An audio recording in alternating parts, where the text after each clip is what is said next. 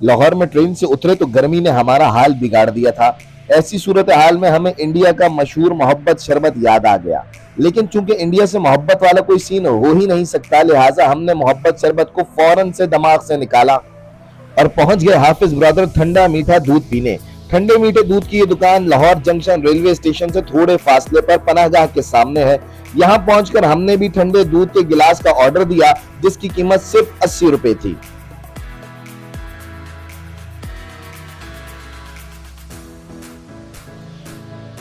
Order लेते ही हाफिज साहब ने खालिस दूध को जग में उंडेला और इसमें थोड़ी सी रूह अफ़ज़ा और बहुत सारी बर्फ डालकर उसे जग से गिलास और गिलास से जग में बार बार मुंतकिल करने लगे और कुछ देर बाद गिलास भरकर हमारे हाथों में थमा दिया।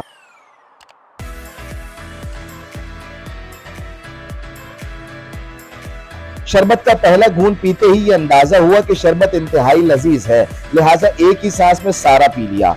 आप भी जब लाहौर जाएं तो हाफिज साहब को शरबत जरूर ट्राई करें और अगर वीडियो पसंद आए तो लाइक और सब्सक्राइब करना और शेयर करना ना भूलें।